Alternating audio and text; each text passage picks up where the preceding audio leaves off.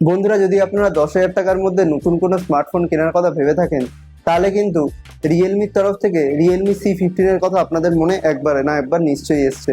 আসসালামু আলাইকুম বন্ধুরা, আমি রাইহান মুস্তাফিজ। আমি আজকে আপনাদের বলবো যে Realme C15 ফোনটা কেন আপনাদের কেনা উচিত হবে না।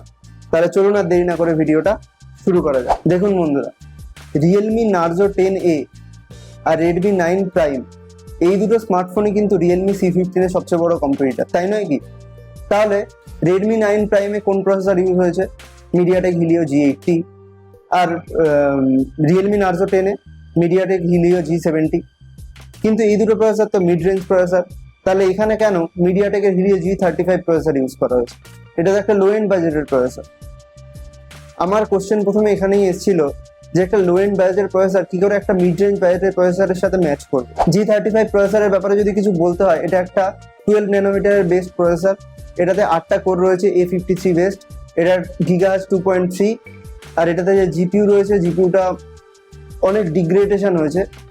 দেখুন, Realme Narzo 10A বা Redmi 9 Prime এই দুটোতে যে জিপিইউ ইউজ হয়েছে সেটা হচ্ছে Mali G52, মিড রেঞ্জ একটা জিপিইউ। কিন্তু এটাতে ইউজ হয়েছে কি জিপিইউ? IMG এর পাওয়ার ভিআর G8320। একটা লো কস্টের একটা ফালতু জিপিইউ এই ফোনটা এই প্রসেসরে ইউজ হয়েছে। এই প্রসেসর দিয়ে তো আমরা গেমিং করতে পারবেন না, কোনো ভালো এডিটিং করতে পারবেন, কোনো ভারী কাজ এতে করা যাবে না। একদম বেসিক কাজের জন্য এই প্রসেসরটা ঠিক আছে। কিন্তু এখন যা অ্যাপ বেরিয়ে গেছে তাতে বেসিক প্রসেসর দিয়ে কি হবে? কিছুই হবে না। কথায় কথায় হ্যাং মারবে, ফোন এদিকে সোয়াইপ করবেন হ্যাং মারবে, ওদিকে সোয়াইপ করবেন হ্যাং মারবে। তারপর পুরো ডিসপ্লের কথা দেখুন, Redmi 9 Prime এই ফোনটাতে কি ডিসপ্লে ইউজ হয়েছে? ফুল HD+।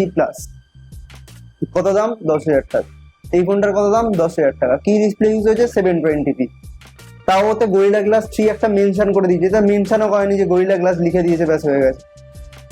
আমি বুঝতে পারছি না এই ফোনটা রিয়েলমি লঞ্চ করার মানেটা কি। Realme C3 একটা মোটামুটি ভালো ফোন ছিল আমার মতে, Narzo 10 ভালো স্মার্টফোন ছিল, তাহলে এই ফোনটা লঞ্চ করার মানেটা কি? দেখুন বন্ধুরা, এই ফোনটাতে ব্যাকে 4টে ক্যামেরা রয়েছে। একটা 13 মেগাপিক্সেলের নর্মাল ক্যামেরা, 8 মেগাপিক্সেলের আলট্রা ওয়াইড, 2 মেগাপিক্সেলের দুটো ক্যামেরা দিয়েছে। একটা হচ্ছে ব্ল্যাক অ্যান্ড হোয়াইট ক্যামেরা আর একটা হচ্ছে রেট্রো ক্যামেরা।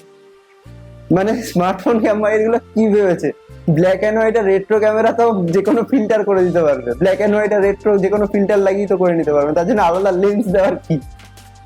এবার দেবে যে কোনো মানে কোম্পানি যা ইচ্ছা দিতে শুরু করে দিয়েছে।